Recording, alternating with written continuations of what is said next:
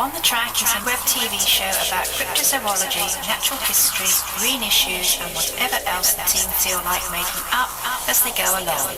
Enjoy!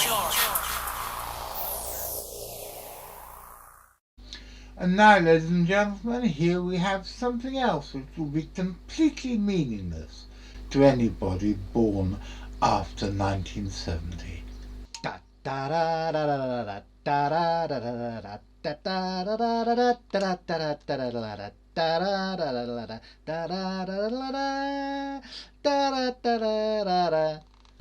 This week I'm indebted to Mrs. B. Smegma of Hull, who sent me this banana that looks a bit like a willy. Esther. Sausages! Sausages! Sausages! And that was a very welcome trip down memory lane for all fans of Cyril Fletcher.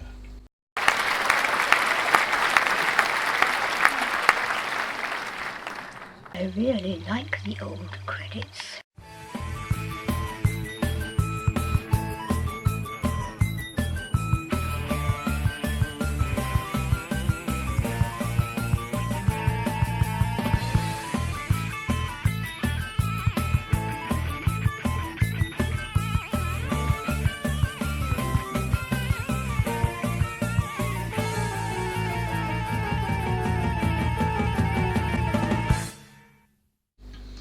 Good afternoon, ladies and gentlemen. Welcome to another show. For those of you who don't know, my name is Jon and I'm the director of an organisation called the Centre for Fortean Zoology, which is 30 years old this April. The idea that something that I started almost on a whim 30 years ago when I was sitting on the shores of Loch Ness smoking a suspiciously long cigarette and sitting on a rock waiting for the monster to emerge, the fact that this organisation has grown to become probably the biggest, and we like to think the best, cryptozoological organisation in the English-speaking world is, I think, nothing short of a miracle.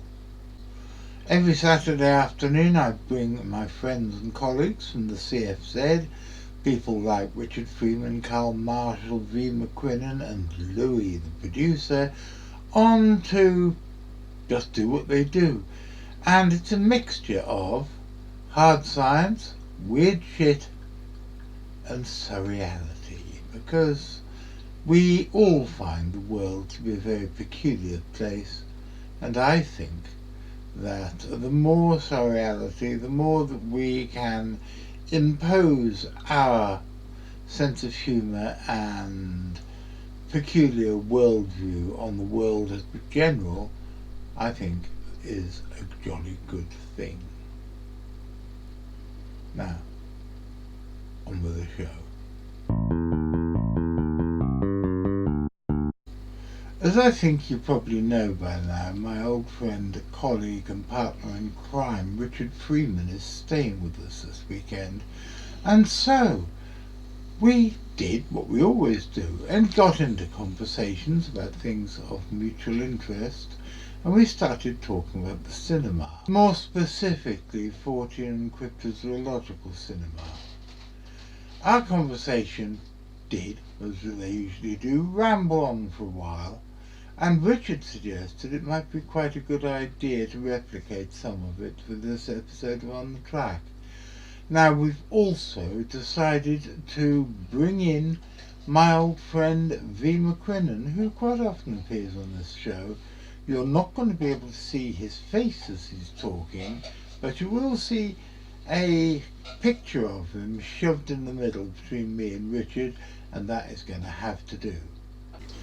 So, ladies and gentlemen, you must now withdraw into your drawing room, get the butler to pour you a nice glass of port, put your feet up, and listen to the conversation we're just about to show you, like young ladies and gentlemen should do. Okay, ladies and gentlemen, in the left-hand corner, It's me, Jon Dans, Director of the Centre for Fortean Zoology. Over there, in the right-hand corner, wave Rich, is Richard surrounded by cats.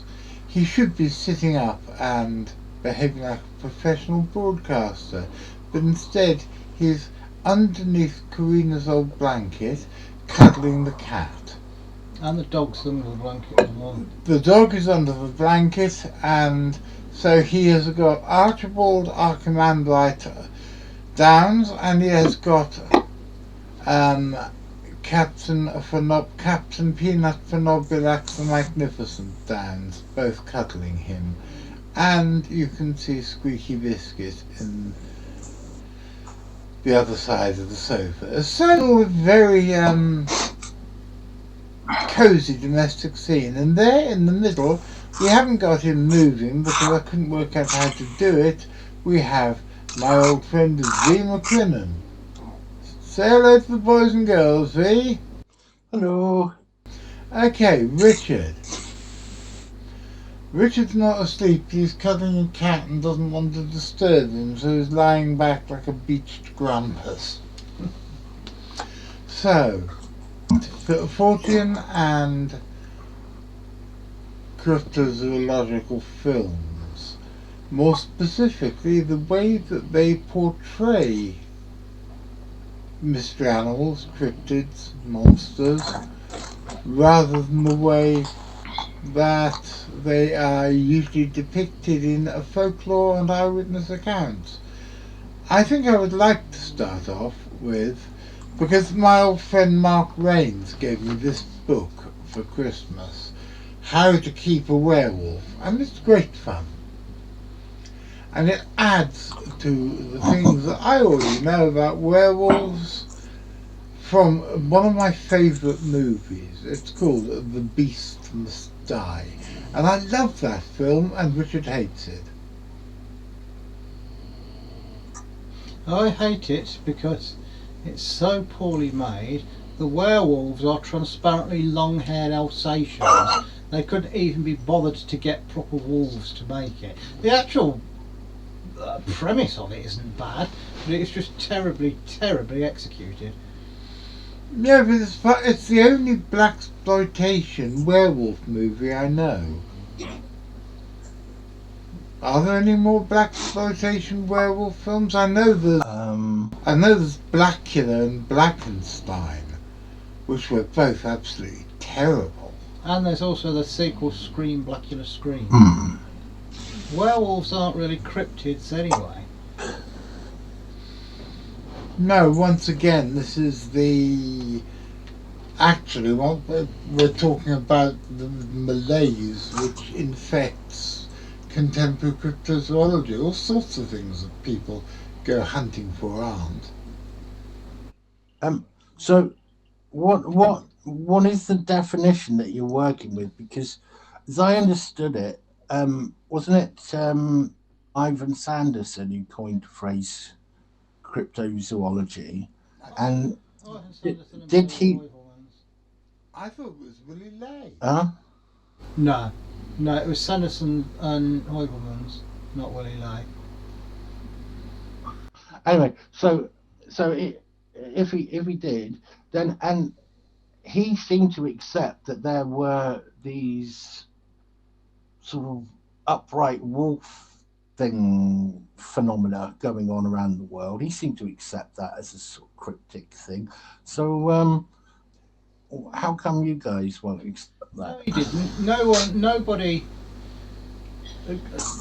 Werewolves aren't cryptids. In legend, werewolves look nothing like they're portrayed in most films. In most films, they're humanoid, hairy things with wolf-like heads. In actual legend, they were people that transform themselves entirely into wolves that look no different from any other wolf except for perhaps bizarre behaviour. And rather than a curse passed on, it was a power bestowed on them either by the devil or by a sorcerer, generally giving them a belt or a jacket of wolf skin that allowed them to turn into a wolf. Yes. It's almost certainly the legend stems from rabies, where normally shy wolf if it gets rabies, will become hyper aggressive and attack people. So that's where the werewolf legend probably comes from. But they're not true cryptids in the same way that vampires aren't cryptids and Slender Man isn't a cryptid. I know. Well, I mean, Slender Man was on creepypasta, wasn't it? It was, yeah.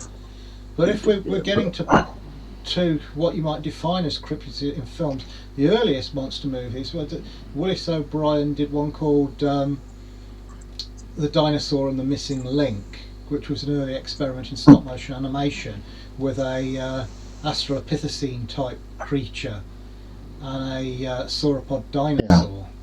And then a bit later there was another early silent called The Ghost of Hollow Mountain, about a man falling asleep and dreaming he's gone back in time and seeing, you know, a Tyrannosaurus kill a Triceratops and Brontosauruses and things like that.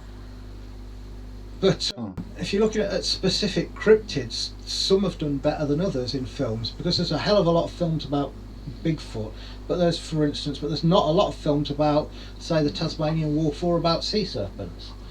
And I don't think there are any films about the purple of Hiva Oa. No. The purple what? It's a small bird that may or may not live on an island in the Marquesas archipelago in French Polynesia. It's got a really interesting story behind it, because that place, that little island in French Polynesia, was where two very famous people went to die. And Gauguin, the painter, went, Gauguin, and oh Lord, what's his name? Jacques Brel, the guy who wrote so many of the songs that Scott Walker and David Bowie sang. And they both went and spent their final years in Hiva Oa. And Gauguin, in several of his paintings of Polynesian life on the island, in at least two of these paintings, Gauguin included a painted depiction of this purple bird, which may or may not exist. So it's the only cryptid I know of that the biggest piece of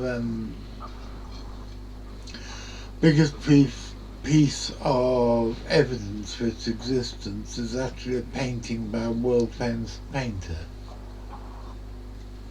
Well, we don't massively from films. That's an interesting one. I mean, the first well-known film to depict sea serpents or sea monsters was The Beast from 20,000 Fathoms, which was based on a story called The Foghorn by Ray Bradbury, which was about a prehistoric marine reptile that mistakes the sound of a foghorn for a mating call. But in the 50s film, it's a fictional kind of a dinosaur called a rhodosaur that gets awoken by a nuclear blast from the Arctic ice, and then turns up in America on the rampage. And it inspired the Japanese to make Godzilla, of course. Godzilla was directly inspired by The Beast from 20,000 Fathoms. Rather than using stop motion animation, they used... That's true. And then from then on, Godzilla's gone to do well over 30 films, and the latest one, wonderfully entertaining, with beating the living crap out of King Kong. And rather than a guy in a suit now, it's high-tech computer animation.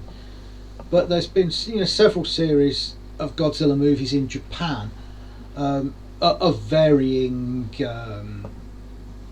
quality. The first one is very, very dark. The first Japanese Godzilla film, because it's also a metaphor for the bombing of Hiroshima and Nagasaki. But they got increasingly more light-hearted and bizarre and goofy as they went on, and then in subsequent series they got dark and serious again. And in the new American series, that they have a sort of weird hybrid, in that it's got very fantastical elements like the Hollow Earth and things like that, but it's got a reasonably serious plot and decent effects. I've always liked Gorgo. Gorgo's great. Fantastic film. He destroys Battersea Funfair, doesn't he? Yeah. Well, Gorgo, What's that? Gorgo is the baby. Gorgo is the little one. Called Ogra. It's about a 60-foot long sea monster that's captured off the coast of Ireland and taken and put on display in London. But they realise it's just a baby one, and then the mother comes lumbering into London, sort of like a British version of Godzilla, smashing down the clock tower that holds Big Ben and crashing through Tower Bridge and so on to rescue her baby. And there's a great amateur film called Waiting for Gorgo, wherein this woman comes to interview two old men who are working for the government, and her job is to look into governmental efficiency, and she finds this little department that's set up to deal with giant monsters. And she talks to these two old men who have been waiting for Gorgo to return since the 1950s, and the monsters have never been back. And she realises that it's all based on this film, and she manages to convince them that their whole career's been based on a fictional film, where in fact in this film, in this little spoof film, the film Gorgo was based on real events. And in the end, one of the old men says, well, if that's the case, if all of this is based on a film and our careers are all based on fiction, whose tooth is this? And he brings out this great big enormous tooth. Oh, that sounds fantastic. It's great. I think it's on, you can get it on Vimeo, but it's Waiting for Gorgo, it's called. It won a load of awards for amateur films. It's really, really good.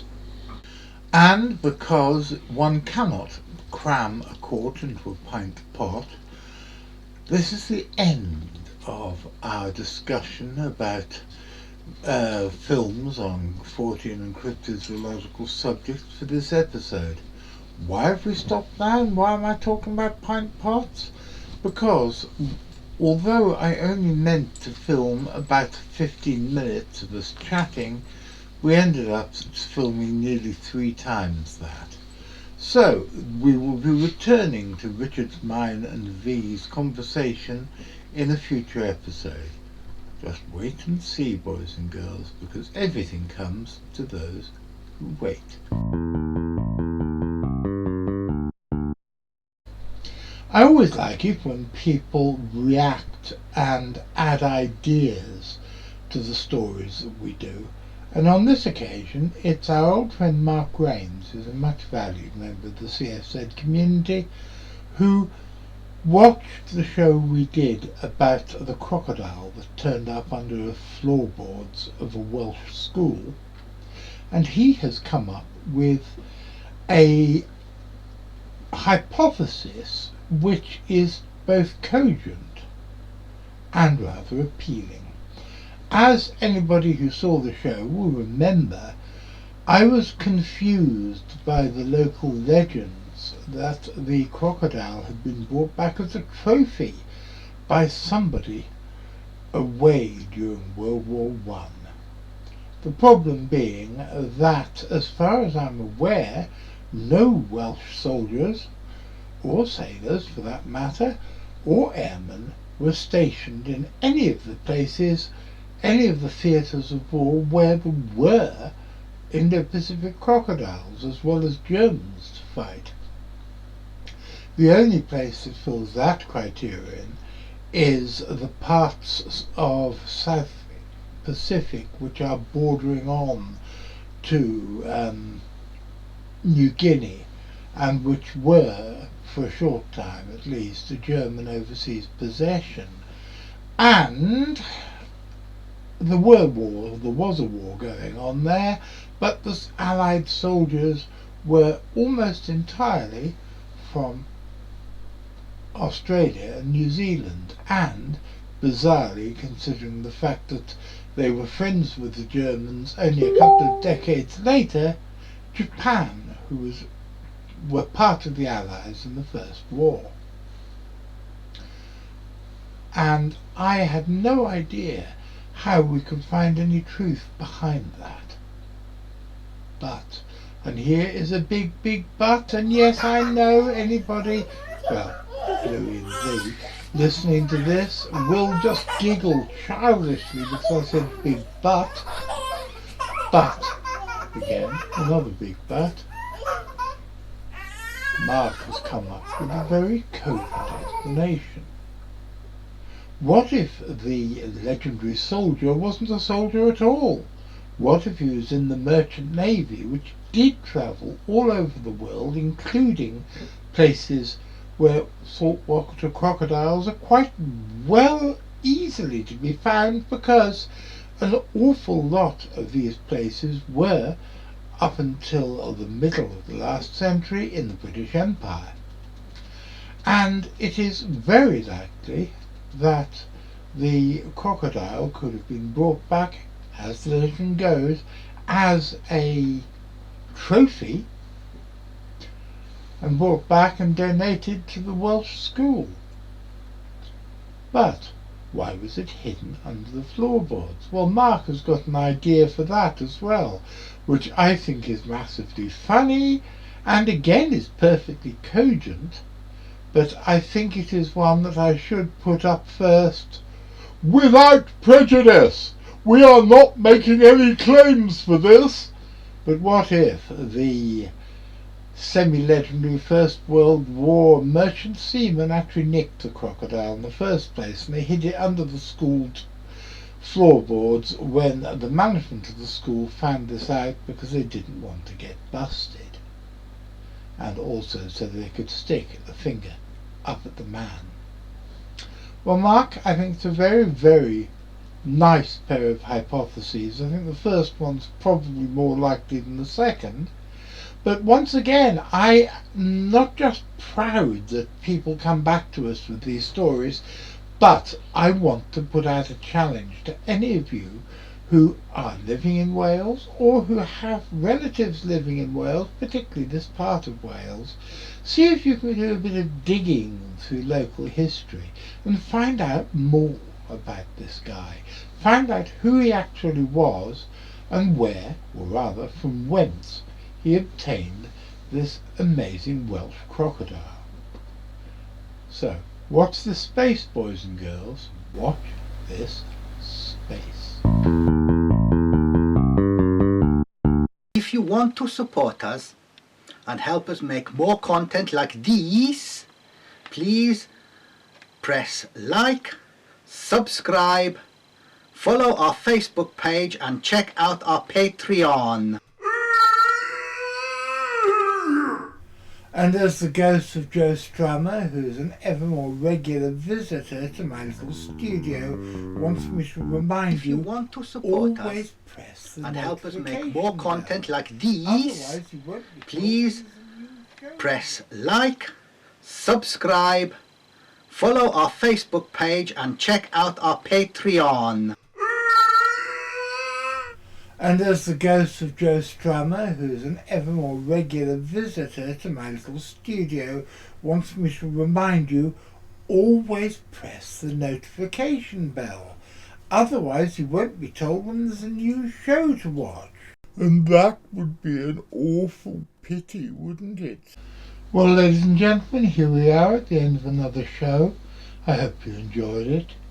It's way past my bedtime because a whole string of technical things have gone wrong today, and I'm indebted to Louis for fixing them for me.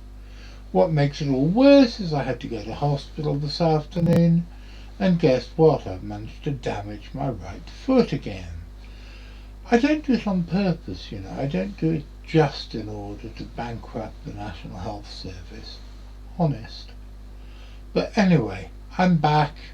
My foot is going to be treated by a very clever podiatrist person next week. And I have an appointment with a bottle of brandy and some coke, which I hope Graham would have secreted up in my bedroom.